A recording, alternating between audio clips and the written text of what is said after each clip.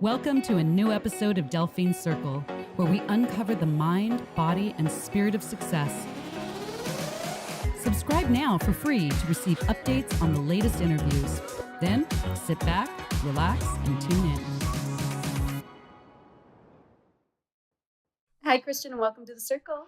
Thank you much. So happy to have you here.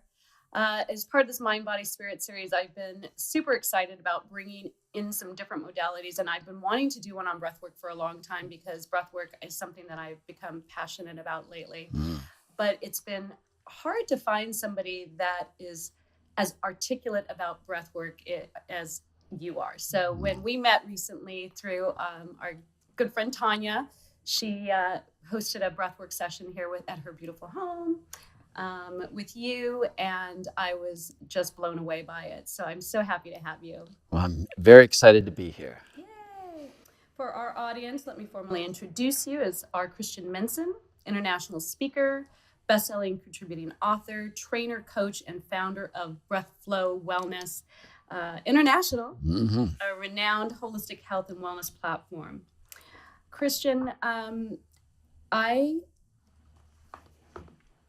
had a breathwork experience with you, and I had done breathwork, quite a few times before, but I wasn't in love with it. But when I did the breathwork session with you the other night, it literally blew my mind. I saw God. Like, this was incredible. So for people who may not be that familiar with breathwork, let's just start by diving right in. And what is breathwork? So that is a very big term. Breathwork can encompass a whole lot of things. So to narrow it down into the type of breathwork that I specialize in, I would call this an integrative breathwork, which is a process of consciously becoming aware of your breath, harnessing it to certain patterns, and allowing those patterns then to help activate and release energy from your system and create deeper connection to your intuitive awareness. Why is that important? Why is it important? Well, our breath is at the foundation of our health, physical health, emotional health, and ultimately even the spiritual health. And so to understand and to become conscious that, I like to say, every breath we take is either subtly reinforcing habits of physical, emotional, and spiritual health that are positive, or subtly reinforcing habits of physical, emotional, and spiritual health that are negative. Just like putting money in the bank, you put a penny in every day. It doesn't really look like much in a week, a month, maybe even a year. But 10 years down the road, you start to have a substantial sum. The same way with every breath we take, one breath, a month's worth of breathing, a year's worth of breathing isn't really going to affect our lives that much. But over time, you compound that breath, which we're taking 17,000 times a day, over 5 or 10 years, all of a sudden, the way we breathe is creating either health ailments or supporting a healthy and strong physical, emotional, and spiritual environment for us. Yeah, and also just in actually having some pretty powerful therapy to help release things that you might be holding on to, right? Because that's what I think I've really seen such a huge breakthrough in terms of my breathwork practice. Exactly. As we start working with the breath, I think most people come to me because they find that there is an emotional component that really helps to cathartically release old stored emotional energy, often traumas, repressions, suppressions, energy that we didn't want to experience at some time in our life or didn't have the capacity to handle. And so we held on to that energy. But as I like to quote the psychotherapist Sigmund Freud as saying, unexpressed emotions never die, they just reemerge in darker and uglier ways. And so to really understand that, this energy that we're holding on to isn't gone because we're not conscious of it. It actually continues to agitate our system and leak out in these darker and uglier ways, which I would say really shows up in the way that people relate in society today. Absolutely. Well, I read one time, it said, if you want to know how important your breath is, try to go more than 5 minutes without it. Right? That's a great quote. We can go, 40 days without food, about 5 days without water. but only about 5 minutes or so without breath, unless you're trained to free dive or something like that. So give us a little example, because I think when people are hearing about breath work, they're like, what does that mean? I breathe all day long. I'm doing breath work. So can you give us an example of what it looks like to do breath work? Sure. And again, when we're talking about breath work in this context, I'm talking about the BreathFlow integrated breathing process. And this is what I call a full, free flowing breath. Full breath, so we want to take a breath starting in our belly, going all the way up to our chest. A free breath, meaning nice and relaxed, easeful, graceful breath, not forcing it out or not controlling it out. And then a flowing breath, a connected movement where we're not pausing between the inhales or exhales or find ourselves holding our breath unconsciously for long periods of time. So the process itself, we breathe through the mouth and we breathe at a faster pace, starting with the belly. You blow up the belly like a big balloon. I usually like to do the belly first and then move into the chest, but for the sake of this, we're going to just go right into the chest and then exhale. You know, when you were directing us to do that in that session, I was thinking how interesting it is, because I was trying to focus on the idea of breathing into my stomach and how awkward that felt. And it made me realize how shallow we really do breathe, right? The idea of actually completely filling ourselves with air didn't feel common, felt awkward. Well, and especially I'd say the education women get, and men too for that matter. We got to, especially here in Southern California, go to the beach. My uncle used to say, any women on the beach? No? Good. And just let that belly out. But we're taught we have to hold that belly in. There's a certain standard of beauty that's a very svelte waistline and all that. But in doing so, we're actually constricting the diaphragmatic action which is happening, which naturally pushes out the contents of the belly. So if you imagine you're trying to push out on something that is rigid and hard, it's not moving very much. And so our breath tends to then be very shallow, which keeps that svelte belly, but we actually start to, again, this is one of those habits that compounded over time is going to lead to greater anxiety, greater stress, greater brain fog, just listlessness and lack of energy, potentially more capacity to welcome in disease or dysfunction into our physical health. So it is very important to get that belly breath going, because this is really showing a healthy movement of the diaphragm, which is our breathing muscle. And that, that's the foundation of breathing. Breathing is the foundation of our health. So we really want to make sure that belly is going. I love that. The first time I ever did breath work, I was actually at a retreat, and the guide was walking us through it. And I got to tell you, it was really challenging for me. I was having a hard time with it. And I literally came out of that breathwork session going, okay, this isn't for me. This is not for me. My body did not like that. But it was a 3-day retreat, so we had to do it again the next day. And then the next day, I did kind of get into it a little bit better. And I was thinking, okay, this is not as bad as the first day. And by the 3rd day, I was like, okay, I think I can do this. I started understanding that what my body was doing was kind of tensing up when I first started doing it, and was maybe not feeling comfortable with it. Why is it? I mean, we breathe every day. Why is it that when we start this process, it can kind of be challenging? Right. Very good question. And we breathe every day, but I would pose the question, how many days of our lives have we actually been taught how to breathe, right? We usually come out of the womb, doctor smacks us on the butt, we start crying, they say, okay, the breathing is happening, good to go. And that's about the last we ever experience anything about the breath, unless you maybe take a yoga class and they do some alternate nostril breathing or something like that. So breathing is a habit that we can do poorly, or we can do in a better way. Just like walking, people walk, they either walk on the outside of their foot, they walk on the inside of their foot, or kind of walk in the middle of their foot. Any of those patterns taken to the extreme starts to create problems in the knees, problems in the hips, the back. And so there is a proper way to walk, right? There's a way to walk that can hurt our health, and there's a way to walk that can help.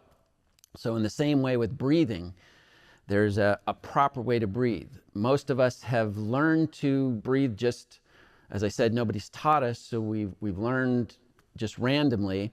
And what happens is when we're hit with traumas, things in life that are difficult, that actually modifies the way we breathe. And if it's strong enough, we can start to develop a habit that is dysfunctional.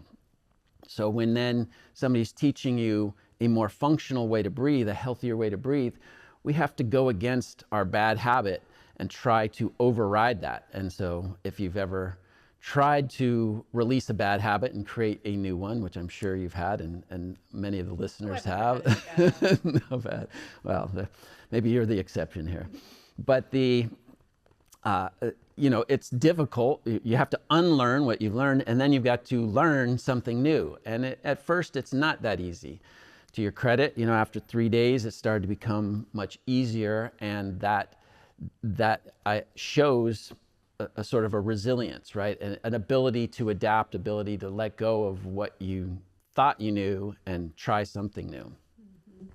And I know, and in preparing for this interview, I started reading about the health benefits, and there's just numerous health benefits that comes along with it. So talk to us a little bit about what people experience once they've gotten into more of a habitual routine. Once you get into a routine, so, again, physical, emotional, and spiritual levels, our breath is the confluence of all these dimensions of our being. So physically, we're learning to breathe in more oxygen. And the bottom line is all of our cells work better with oxygen. The oxygen is the number one energy source that runs our cells, runs the cellular metabolism. So when cells are fed oxygen, they perk up, they're ready to go. And so muscle cells are going to be stronger, more resilient. Our organs are going to function better. Our senses come online in a heightened way. We tend to sleep better. We detox better. So just physically, we are operating at more optimal levels. I think, once again, the emotional dimension, the benefits are really an emotional catharsis, releasing all this old energy we were talking about, bringing our emotions into more stable balance, and ultimately, over the course of time, really developing a healthy relationship with all of our emotional states, which is one of the things I really stress. Not being afraid to face sadness or anger or fears, and only hoarding our happiness and our peace and joy, but to welcome these other emotions in, recognizing ultimately that all of our emotional states have some message to bring us. And as we listen to them, we find that they're informing our lives for our benefit, to help steer us in a direction that's going to create more health and balance. And then, of course, the spiritual dimension is my favorite dimension. And as we work with the breath, we're not only working with oxygen, but prana, or the life force energy that's imbued in the oxygen. And this life force energy is the highest frequency of life. So if we imagine we're vibrating at a certain frequency, and if we're kind of lost in our stuff, it can be a very low frequency. This high frequency is vibrating. As we bring more of it in, we're creating this resonance in our bodily field, which entrains or raises our frequency to that. When that happens, a number of things can happen. We can connect with our intuitive insight. So we just know things, answers to problems, solutions to challenges. Our creativity tends to fire on all cylinders. This is the energy of creation itself, so it is stimulating our own individual creativity. And I think the most powerful benefits is a certain sense of connection we start to feel, connecting to ourselves. We start to connect to others that are in the room with us, nature, and ultimately to the source of this energy, whether we call that God or the universe or the I Am Presence, or however you relate to that. I love it. I love it. Yay! Mm-hmm. I think also about, we hear so much about how this young generation that's coming up, and, the effects of the pandemic, and people are stressed out. People are so anxious. And it's so wonderful to have natural remedies and things that people can do on their own that is not requiring a prescription. It's not requiring something you have to pay for, or, it's something that we have within ourselves. Like, we've all been raised with, oh, the answers are within yourself. And you're like, well, where are they? Well, this is a big one, right? Right. Our Yes. breath. The answer is right underneath your nose, basically, in your breath. And yeah, and you mentioned stress and anxiety, and this is one of the things that breathwork is supreme at helping to alleviate. And here's where I was mentioning earlier, our habits of breathing can either create positive or negative experiences of emotional health in this case.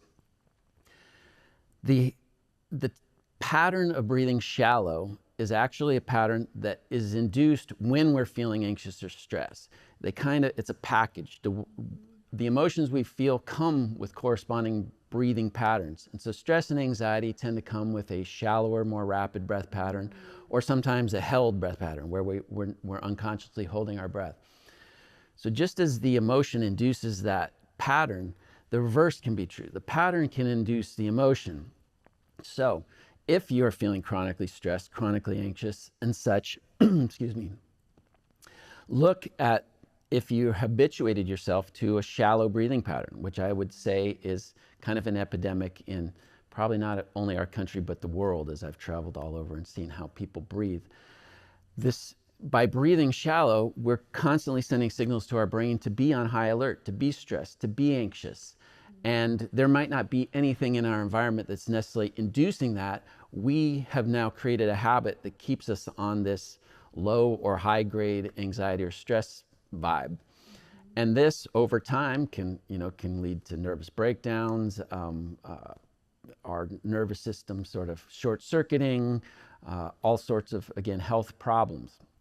So an easy remedy is to breathe in that full, free flowing breath pattern, which happens to be the pattern that induces peace, joy, love, those feelings of well-being that, we all appreciate more. Yeah, absolutely. Well, I was talking to Tanya because she teaches a meditation for recovery and how important breath work is for people who are trying to overcome addiction, whether it be substance or alcohol or whatever it is, eating. Have you worked with people with breath work for recovery? Yeah, very, very great question.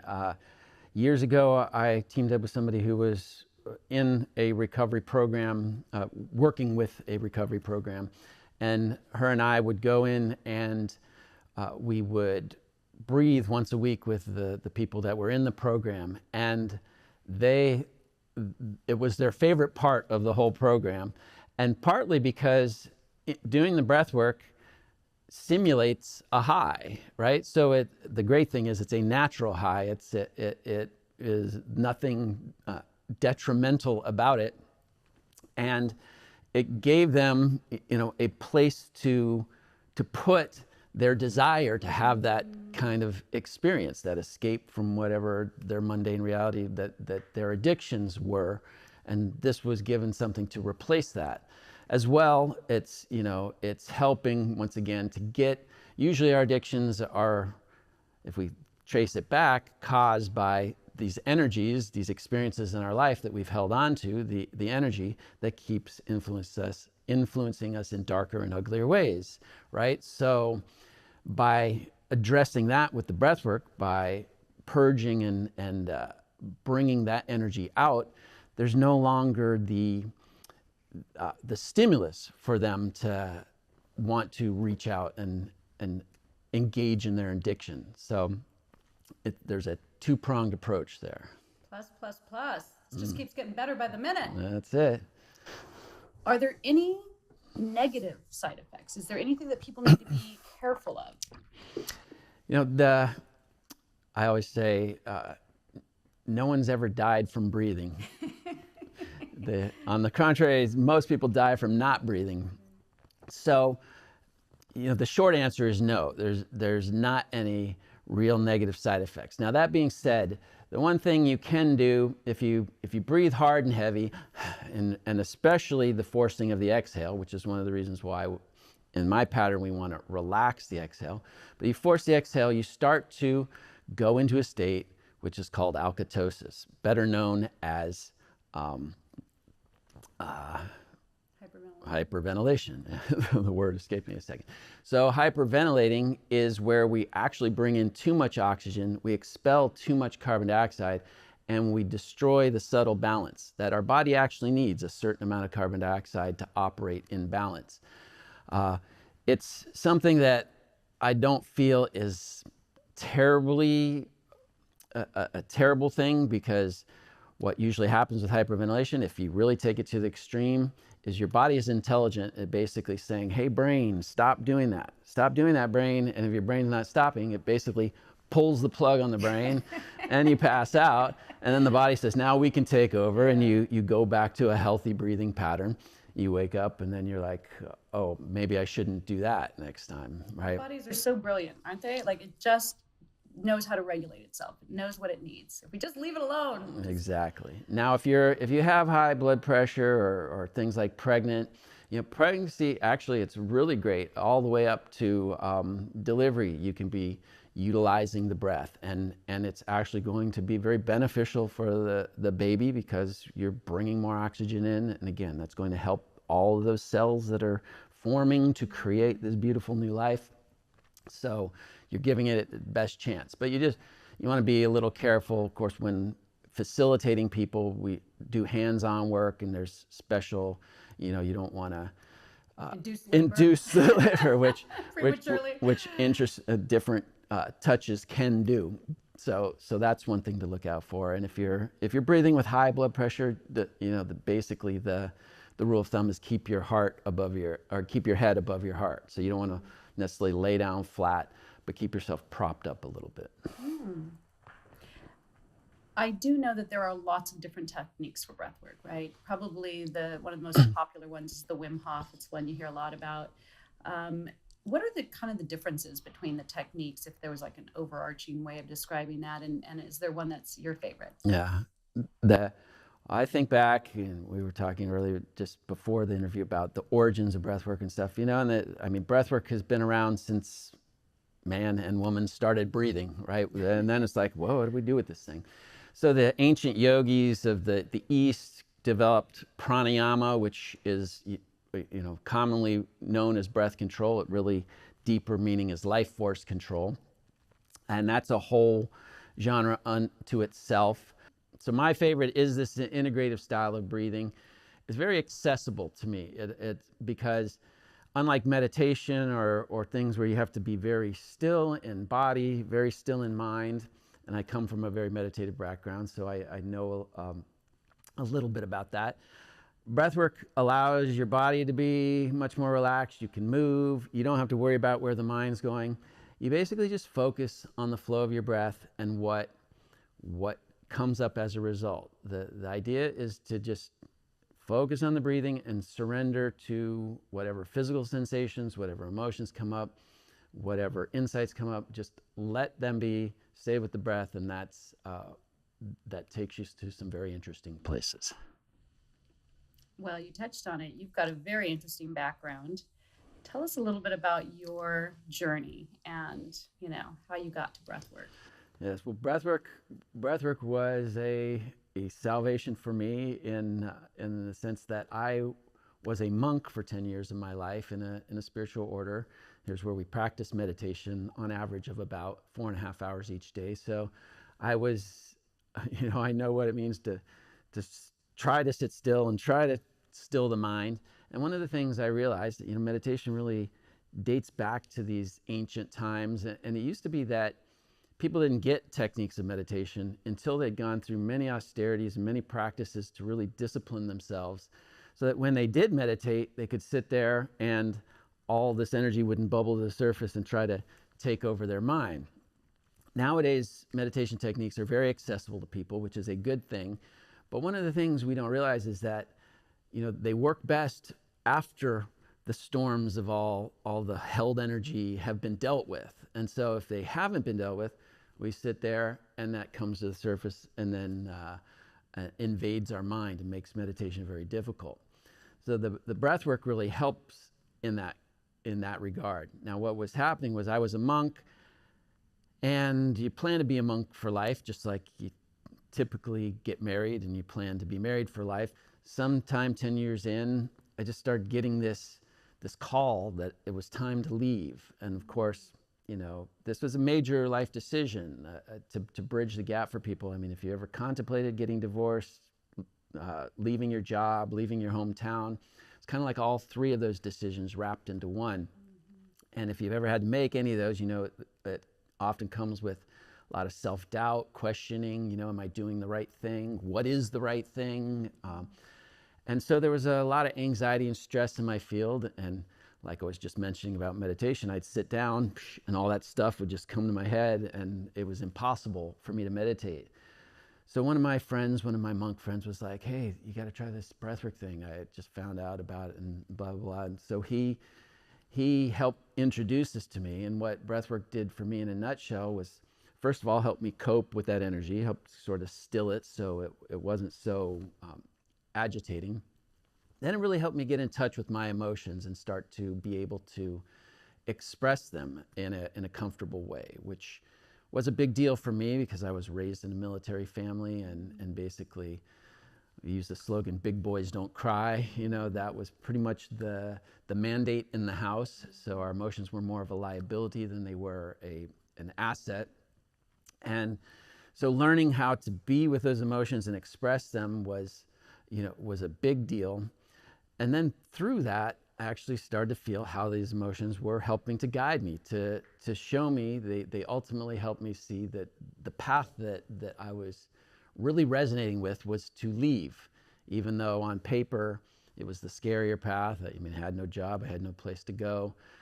The ashram was tried and true. I'd been there, I knew where I was going to sleep, I knew what I was going to eat.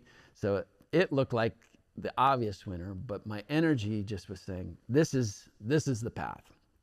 Because I went the week I left the ashram, and of course I had no place to go, no job or all this, happened to be the training for this breath work that week. And so I jumped right out of the ashram into the training and took the trainings. It took a few months to get certified and all that, but the beginning of the year, that was 2007, January 1st, 2007, I opened my doors for business and have never looked back.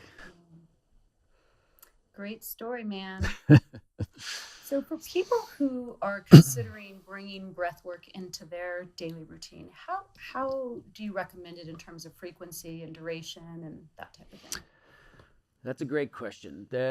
I say this work is applicable as often as we breathe, which is pretty much every moment of every day, unless you find yourself unconsciously holding, right? Which is not a good pattern. So that being said, I usually recommend for people to start off with what I call a daily 5-minute joy jump start, which is this full free-flowing breath pattern done for 5 minutes each day. 5 minutes is about 108 breaths, so you can count to 108. You can put on music for 5 minutes. I do have courses and recordings that will guide you on these journeys. So if you'd rather have somebody's voice leading you on that way, that's an option. But to do this for 5 minutes each day just starts to shift the habit, starts to bring awareness that your breath might not be habituated to a healthy flow, and it starts to just give you, in a gentle way, steering you in that direction. Now, what you experienced was a deeper dive, which usually lasts approximately an hour. And that kind of breath work, let's say the average prescription, shall we say, would be once a week. If you could ideally do that, maybe once every other week. People who come to me and have intensive things they're working on might actually do it more than once a week. That being said, there's no real prescription in terms of, some people take on these longer forms of breathing and make that their meditation practice. So they will do a long breath session for 45 minutes to an hour each day as their meditation and such. And that's fully acceptable as well. Yeah. So, while you're doing brain tap. Exactly. So if I were to go to my doctor and say, I'm going to start a breathwork routine, what does Western medicine say about breathwork? For the longest time, Western medicine didn't say anything about breath work. Uh, these days, it seems to be, I've seen many more articles, many more things that are starting to extol the virtues of breath work. And I think that's coming because it's starting to gain momentum in our culture. And basically, where there's interest, we start to study these things. For the longest time, there were no studies on the breath. And I have my own theories about that, but I think whenever there's a question, follow the money. And there's not a lot of money in breathing. Breathing is a very accessible, free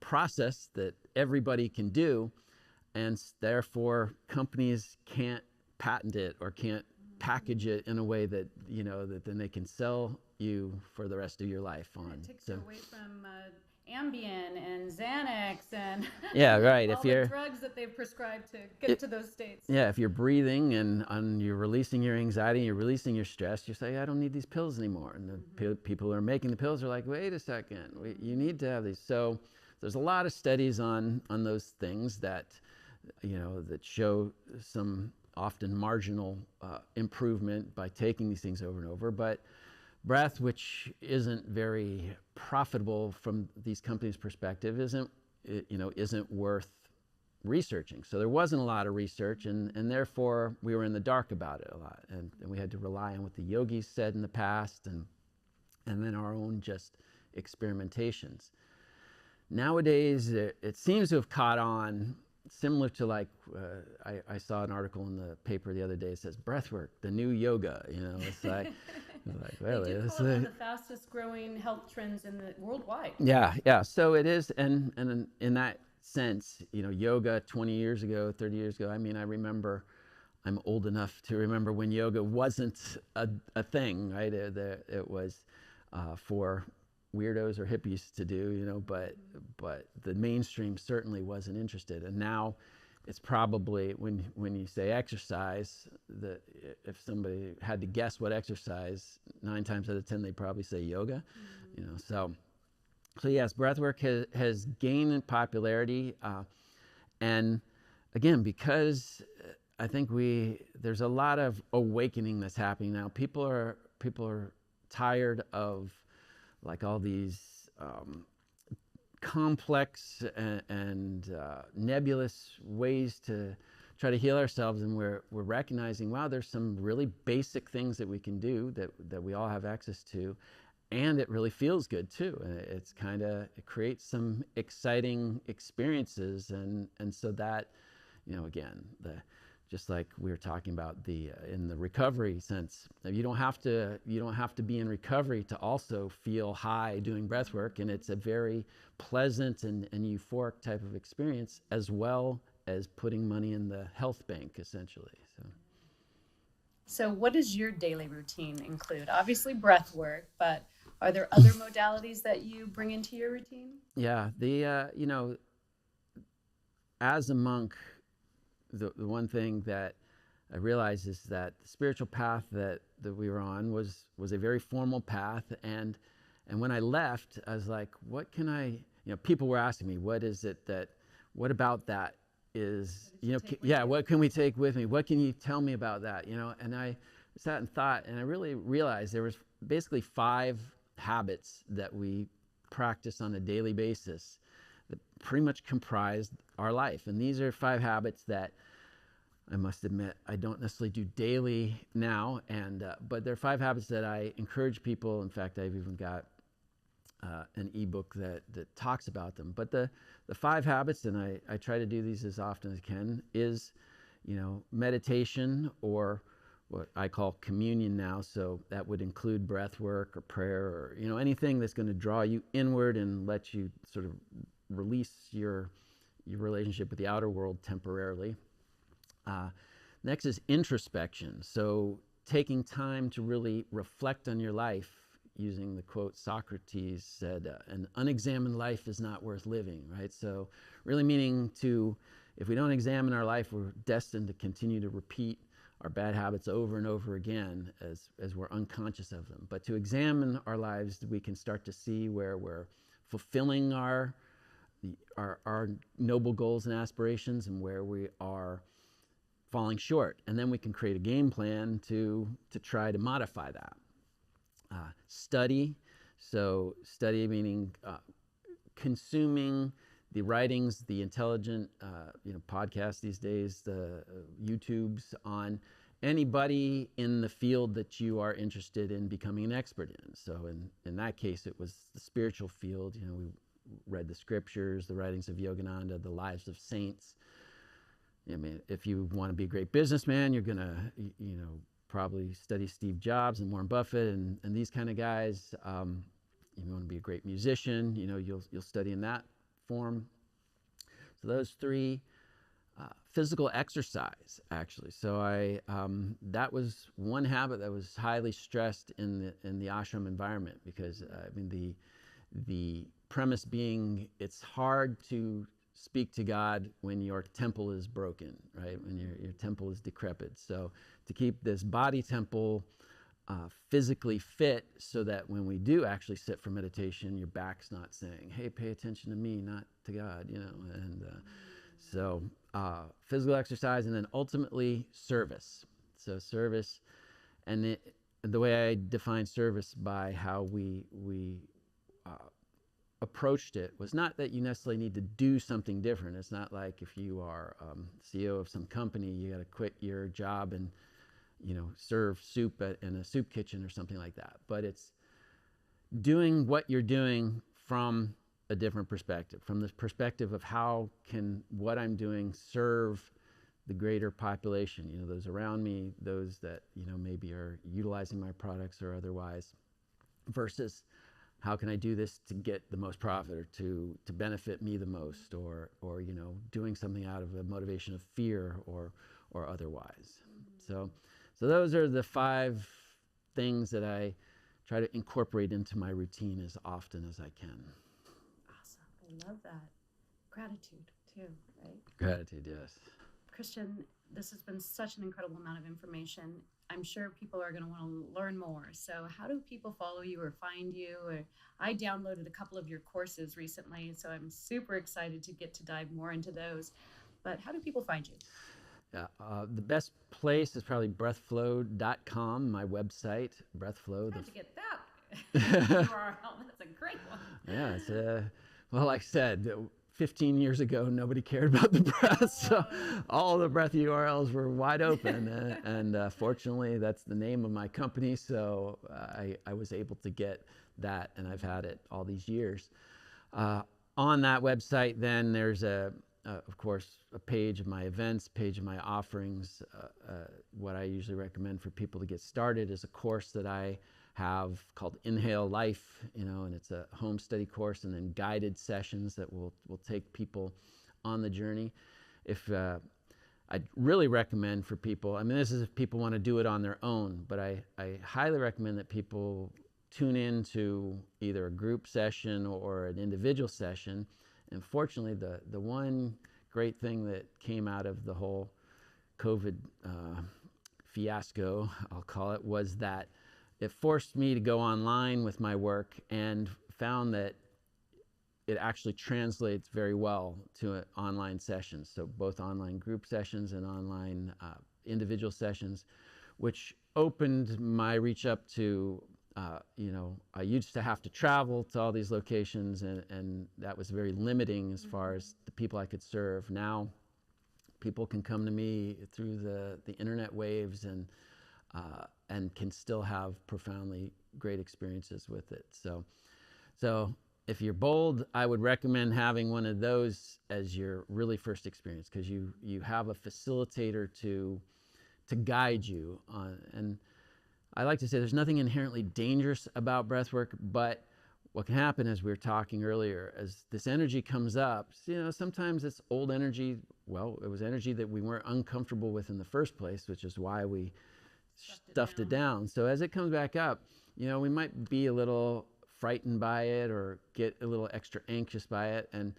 And ultimately it's the good news, but it's helpful if somebody who knows the lay of the land can guide you through those moments and then get you to the other side. Once you're comfortable with all that, my thrust is to get people up and running on their own 2 feet, essentially. And again, the breath is something, I call it our portable therapy, right? We can take it anywhere, we can use it anytime. You don't need any props, you don't need anybody else ultimately once you know what you're doing. So. Well, and we've got a session coming up today, so we're super excited to have you here. Thank you so much, Christian. I appreciate all of your time, and I'm looking forward to the next session. Well, thank you so much for this time of yours as well. Thank you for tuning in to this episode of Delphine Circle. Don't forget to subscribe. It's free and it will help us keep these incredible interviews coming your way. Here are 2 other episodes you may enjoy. I'm Delphine. Welcome to my circle.